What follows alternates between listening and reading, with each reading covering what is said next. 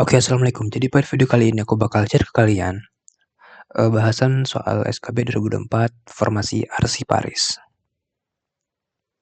Nah, jadi soal-soal nanti itu berdasarkan ini ya, Menteri Pendayagunaan Aparatur Negara itu materi pokok soal seleksi kompetisi bidang dengan CAT yang baru dikeluarkan 4 November 2024 yang lalu. Oke. Nah, terus materi pokoknya apa aja? Jadi untuk Arsiparis ada 2 ya, ada ahli pertama dan terampil. Ahli pertama ada dua kemampuan, yaitu kemampuan umum dan kemampuan khusus. Untuk kemampuan umum banyak membahas tentang konsep, teori, dasar, dan juga undang-undang. Untuk kemampuan khusus, bagaimana secara teknis dasar konsep itu penyusunan arsip. Nah, untuk ini materi pokok ini bisa di download ya di deskripsi. Sama jika kalian juga pengen cari materi-materi lain selain Arsiparis, ada materi pokoknya itu, daftar materi pokok. Oke, kita lanjut ke soal nomor 1. Kita mulai aja. Arsip yang digunakan dalam aktivitas sehari-hari, organisasi, dan memiliki nilai guna administrasi disebut sebagai A. Arsip statis, B. Arsip aktif, C. Arsip inaktif, D. Arsip referensi, E. Arsip pendukung. Oke, jadi arsip yang digunakan dalam aktivitas sehari-hari. Oke, jawabannya apa? Oke, jawabannya yang B. Arsip aktif. Jadi, arsip aktif adalah arsip yang masih sering digunakan dalam kegiatan administrasi sehari-hari, berbeda dengan arsip inaktif yang frekuensi penggunaannya sudah menurun. Oke, kita lanjut ke soal nomor 2. Undang-undang kearsipan yang berlaku di Indonesia dan mengatur tentang pengelolaan arsip secara nasional adalah. Nah, jadi ini terkait undang-undang ya, peraturan gitu. A. Undang-undang 43 tahun 2007, B. UU nomor 11 tahun 2008, C. UU nomor 43 tahun 2009, D. UU nomor 14 tahun 2008, E. UU nomor 23 tahun 2009. Oke, jadi teman-teman juga harus hafal ya untuk undang-undang dan nomor tahunnya. Oke, kira-kira jawaban nomor 2 apa? Jawabannya yang C. UU nomor 43 tahun 2009. Jadi Undang-Undang Nomor 43 Tahun 2009 ini mengatur tentang kearsipan secara nasional, termasuk pengelolaan, pemeliharaan, dan penyerahan arsip yang sistematis dan profesional. Ya, paham ya teman-teman? Jadi soal nomor 2 jawabannya yang C. Kita lanjut ke soal nomor 3.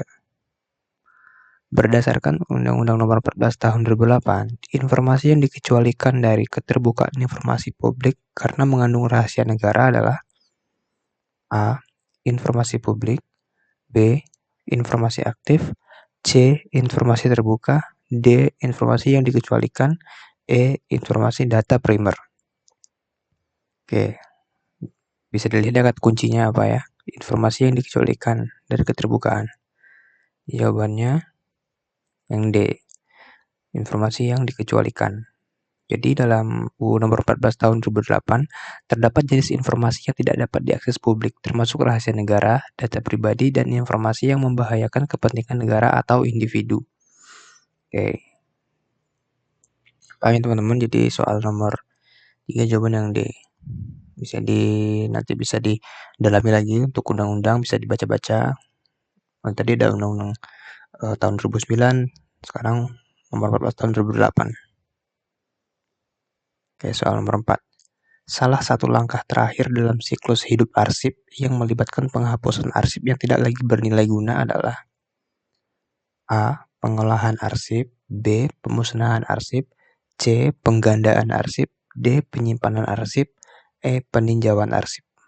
Oke, jadi langkah terakhir dalam siklus hidup arsip. Kira-kira jawabannya apa?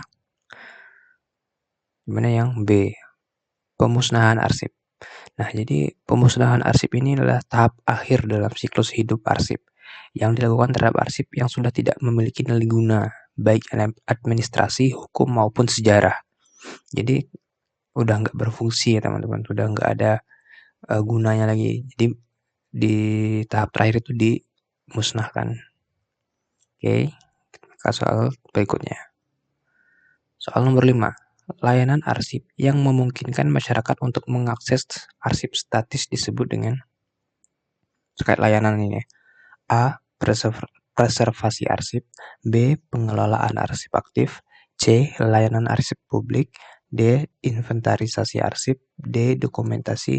E. Dokumentasi arsip. Oke, jadi terkait layanan. Jawaban yang mana kira-kira teman-teman? Jawabannya yang C. Layanan arsip publik.